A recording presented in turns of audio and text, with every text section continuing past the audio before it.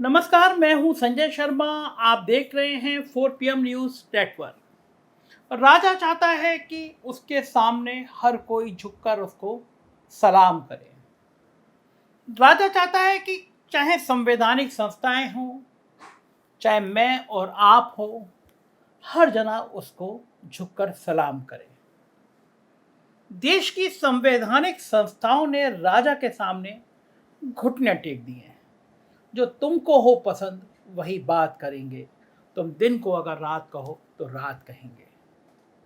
लेकिन इस बीच में एक शख्स आता है और हमेशा इतिहास में कोई एक शख्स आता है और पूरी तस्वीर बदल देता है, देश का भरोसा जीत लेता है। जब एक दौर में सुप्रीम कोर्ट के जज के ऊपर एक महिला आरोप लगाती है और उसके बाद जज साहब कई विवादास्पद फैसले सरकार के पक्ष में देते हैं और साहब को राज्यसभा भेज दिया जाता है, तो सवाल उठता है कि देश के सबसे बड़े लोकतंत्र के मंदिर में भी क्या कुछ गड़बड़ चल रहा है। लेकिन एक शख्स आता है जो इतिहास बदल देता है, फिर लोगों को भरोसा जीतता है। नाम है चंद्रचूड़। और आज, कल से अब तक, आज और खास तौर से चंद्रचूड़ पर सोशल मीडिया के जरिए हमला बोला जा रहा है। हमला इसलिए बोला जा रहा है कि आने वाले कुछ दिनों में, अगस्त में, कुछ ऐसे बड़े फैसले होने वाले हैं जो साहब की सत्ता की तस्वीर और तकदीर दोनों बदल देंगे। आज मैं चंद्रचूड़ की इस कहानी पर आपको कुछ बातें बताऊंगा। दरअसल साहब ने गोदी मीडिया को साथ लेकर यह माहौल बना दिया कि देश में सब कुछ बहुत अच्छा चल रहा है। गोदी मीडिया के एंकर और एंकरनियां नोएडा चैनल में बैठ बैठकर डांस कर कर आपको समझाने में लगे हैं कि देश में इतना बढ़िया अमृतकाल तो कभी नहीं चला। गांव गांव में खुशहाली छा गई है, ये गोदी मीडिया आपको बता रहा है। मुझे अदम गोंडवी की कुछ लाइनें याद आ रही हैं। इस वीडियो की शुरुआत में उसी लाइनों से करूंगा, उसी कविता से करूंगा। तुम्हारी फाइलों में गांव का मौसम गुलाबी है, तुम्हारी फाइलों में गांव का मौसम गुलाबी है, मगर ये आंकड़े झूठे हैं, ये दावा किताबी है। उधर जमहूरियत का ढोल पीटे जा रहे हैं वो, उधर जमहूरियत का ढोल पीटे जा रहे हैं वो, इधर पर्दे के पीछे बर्बरियत है, नवाबी है। लगी है होड़ सी देखो अमीरी और गरीबी में, लगी है होड़ सी देखो अमीर और गरीबी में, ये गांधीवाद के ढांचे की बुनियादी खराबी है। तुम्हारी मेज चांदी की, तुम्हारी मेज चांदी की, तुम्हारे जाम सोने के, यहां जुम्मन के घर में आज भी फटी रकाबी है। पिछले नवंबर में जब से न्यायमूर्ति धनंजय यशवंत चंद्रचूड़ ने सुप्रीम कोर्ट के चीफ जस्टिस का काम संभाला है, तब से वो सत्ताधारी जमात के लोगों की आंखों की किरकिरी बन गए हैं। न्यायिक स्वतंत्रता के प्रति उनकी प्रतिबद्धता, नागरिक स्वतंत्रता और मूल अधिकारों के लिए उनका कमिटमेंट, संविधान के बेसिक स्ट्रक्चर की रक्षा के लिए उनका जुनून, ये सब कुछ लोगों से बर्दाश्त नहीं हो रहा। इसलिए बर्दाश्त नहीं हो रहा क्योंकि उन्हें तो न्यायपालिका में ऐसे लोग चाहिए जो महाराष्ट्र में गुवाहाटी मॉडल के तहत हो रहे सत्ता के चीरहरण पर खामोश रहें, कुछ ना देखें, कुछ ना बोलें।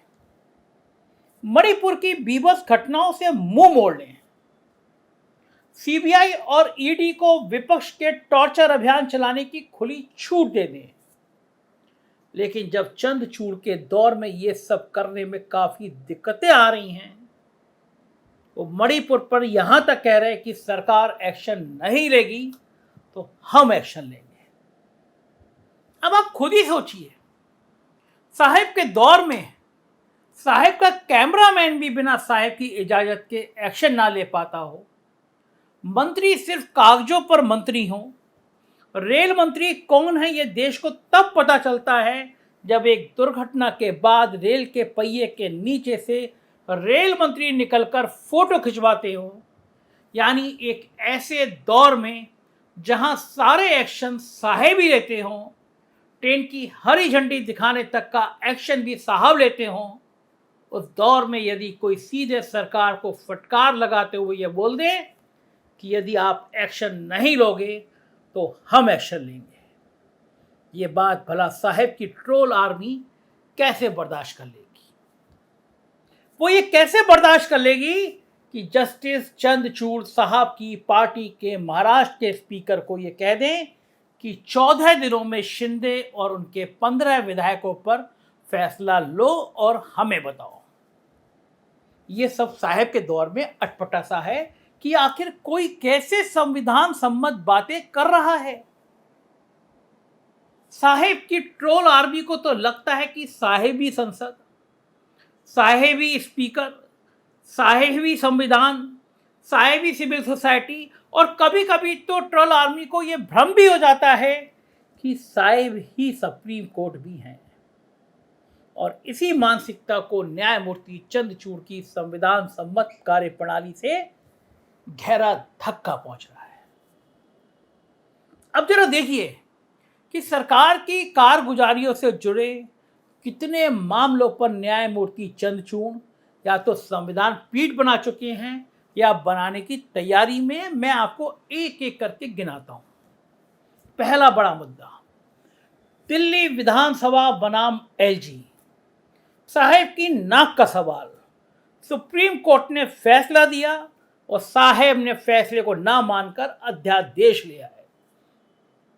साहेब को बर्दाश्त ही नहीं है कि केजरीवाल की हुकूमत दिल्ली में कायम हो जाए। साहेब सहन कर ही नहीं सकते कि केजरीवाल का इकबाल दिल्ली में कायम हो जाए, लिहाजा मामला संविधान पीठ पर चला गया। दूसरा बड़ा मामला, धारा 370, 5 अगस्त की रात का पूरा खेल। सुनवाई शुरू, बहुत तेजी से शुरू। तीसरा बड़ा संवेदनशील मामला, महाराष्ट्र का मामला, साहेब की नाक का मामला, साहेब के भविष्य का मामला, क्योंकि महाराष्ट्र उत्तर प्रदेश के बाद सबसे ज्यादा सीटें देने वाला राज्य है। चौथा, दल बदल कानून। कौन विधायक किस भाव बिकेगा, कौन विधायक किस भाव टूटेगा, इसका फैसला भी अब संविधान पीठ करने जा रही है। पांचवा, दिल्ली सेवा अध्यादेश।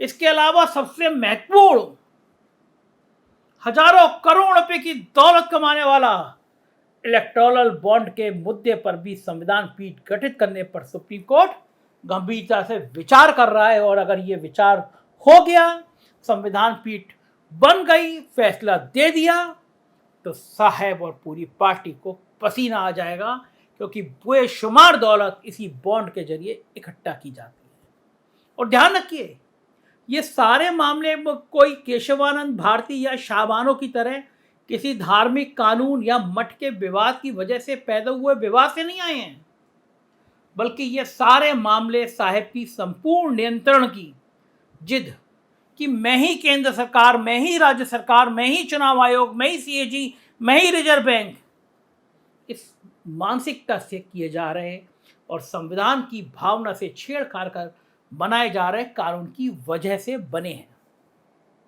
वैसे साहेब ने अपनी निरंकुश मानसिकता की झलक सत्ता संभालने के पहले साल में दिखा दी थी, जब उन्होंने हाई कोर्ट और सुप्रीम कोर्ट में जजों की नियुक्ति के लिए कॉलेजियम सिस्टम को हटाकर उसकी जगह राष्ट्रीय न्यायिक नियुक्ति आयोग को संसद से पारित करवा दिया था, एनजेएसी। मतलब इसके बाद जजों की नियुक्ति कॉलेजियम नहीं बल्कि सरकार द्वारा नियुक्त एक पैनल करता, संविधान संशोधन तक करवा दिया था। लेकिन उस वक्त उनका पाला सुप्रीम कोर्ट के चीफ जस्टिस जेएस खेहर से पड़ गया और फिर हुआ जिसकी किसी ने कल्पना तक नहीं की। आजाद भारत के इतिहास में पहली बार कोई संविधान संशोधन विधेयक को पूरी तरह से सुप्रीम कोर्ट की संविधान पीठ ने निरस्त कर दिया। कोई ऑर्डिनरी बिल सुप्रीम कोर्ट ने निरस्त किया होता तो चलिए मान लिया कि सरकार से चूक हो गई, लेकिन आप सोच सकते हैं कि कोई संविधान संशोधन विधेयक सुप्रीम कोर्ट सिरे से खारिज कर दे। पहले 2-3 बार ऐसा हुआ था कि किसी संविधान संशोधन विधेयक के किसी एक क्लॉज या सब क्लॉज पर सुप्रीम कोर्ट को आपत्ति हुई और हटा दिया, लेकिन यहां तो पूरे का पूरा बिल ही निरस्त कर दिया। बताइए, इतना बड़ा तमाचा पड़ने के बाद कोई दूसरी सरकार होती तो सचेत हो जाती और कोई भी संविधान विरोधी काम करने के पहले समझ जाती, लेकिन यहां तो ये सिलसिला अनवरत रूप से चलता रहा। एक बार तो सुप्रीम कोर्ट के 4 जजों को प्रेस कॉन्फ्रेंस तक करनी पड़ गई। हालात यहां तक खराब हो गई कि लोग जुडिशरी से भी निराश होने लगे, लेकिन इसी निराशा के दौर में सुप्रीम कोर्ट की कमान संभाली जस्टिस डी.वाई. चंद्रचूड़ ने। उसके बाद तो कानून मंत्री किरण रिजिजू तक बेलगाम बोलने लग गए, जिसकी कीमत उन्हें अपना मंत्रालय गंवाकर चुकानी पड़ी। लेकिन अब ये जिम्मा ट्रोल आर्मी ने संभाल लिया है, पूरी तरह संभाल लिया है। मगर मूल सवाल ये है कि आखिर साहेब एंड कंपनी को जस्टिस चंद्रचूड़ से दिक्कत क्या है। तो आइए मैं आपको बताता हूं कि दिक्कत समस्या है क्या। जरा अयोध्या जजमेंट को याद कीजिए। हालांकि उस जजमेंट को सुनाने वाले चीफ जस्टिस तो रिटायर होती राज्यसभा भेज दिए गए। मैंने बताया वो महिला कहाँ चली गई, वो शिकायत कहाँ चली गई, कुछ नहीं पता। कहा जा गया कि अयोध्या जजमेंट में क्या क्या कहा गया, क्या क्या सुना गया, ये कि बाबरी मस्जिद का विध्वंस आपराधिक कृत्य था, ये कि वहाँ राम जन्मभूमि होने का कोई साक्ष्य नहीं मिला, लेकिन पुरातत्व विभाग की खुदाई में प्राचीन स्ट्रक्चर के संकेत मिले, इसलिए उसे मंदिर बनाने के लिए दिया जाता है। अब स्वाभाविक तौर पर इस तरह से कोई फैसला जस्टिस चंद्रचूड़ तो देने से रहे कि धारा 370 पर रामनाथ कोविंद और सतपाल मलिक यानी सिर्फ 2 लोगों ने जो फैसला लिया वो सही था। जस्टिस चंद्रचूड़ ये तो कतई नहीं कह सकते कि दिल्ली विधानसभा में जनता के निर्वाचित प्रतिनिधि माटी के मूर्त बन जाएं और सारे फैसले एलजी को करना चाहिए, बल्कि वो तो संविधान की बात कर रहे हैं, कानून की बात कर रहे हैं, मौलिक अधिकार की बात कर रहे हैं। लेकिन सत्ता में बैठे लोगों ने संभवतः संविधान की इतनी गलत व्याख्या पढ़ ली है कि अब उनको कौन समझाए। उनको लगता है कि प्रधानमंत्री देश का मालिक होता है। अरे मेरे ट्रोल आर्मी के मित्रों, अब तो ठीक से पढ़ लो कि देश का प्रमुख प्रधानमंत्री नहीं बल्कि राष्ट्रपति होता है, और राष्ट्रपति के अधीन केंद्र सरकार जो केंद्र सूची और समवर्ती सूची के विषयों पर काम करती है उसका प्रमुख प्रधानमंत्री, जबकि राज्य सरकार जो राज्य सूची और समवर्ती सूची के कुछ विषयों पर काम करती है उसका प्रमुख मुख्यमंत्री होता है। दरअसल ट्रोल आर्मी को यह समझना होगा कि प्रधानमंत्री देश का प्रमुख नहीं बल्कि सिर्फ केंद्र सरकार का प्रमुख होता है, और संभवतः यही एहसास कराने की कोशिश संविधान में आस्था रखने वाले जस्टिस चंद्रचूड़ कराने की कोशिश कर रहे हैं, तो वो ट्रोल आर्मी के निशाने पर है। सुबह से उनके पारिवारिक फोटो वायरल किए जा रहे हैं। 2 बेटियां उन्होंने गोद ली हैं जो विकलांग हैं, उनके संग फोटो ट्रोल कर रहे हैं। कुछ मूर्ख, कुछ मानसिक बीमार उनको अभद्र भाषा लिख रहे हैं कि आपकी तो ऐसी बेटी होनी चाहिए थी। उन मूर्खों को पता नहीं कि चंद्रचूड़ जैसा विशाल हृदय होना चाहिए कि उन्होंने इन विकलांग बेटियों को गोद लिया। चंद्रचूड़ के ऊपर उंगली रखने का मौका नहीं मिल रहा तो चंद्रचूड़ को बदनाम करने की कोशिश कर रहे हैं ये ट्रोल आर्मी के लोग, क्योंकि जानते हैं कि चंद्रचूड़ रह गए और उनको रहना है, अगली लोकसभा के चयन तक रहना है, अगले प्रधानमंत्री के चयन तक रहना है। लिहाजा साहब को कोई तरकीब नहीं सूझ रही कि चंद्रचूड़ से निपटे तो निपटे कैसे। राजनीति की ऐसी खबरों पर हमारी निगाह बनी रहेगी। देखते रहिए 4PM न्यूज़ नेटवर्क। शुक्रिया, थैंक यू।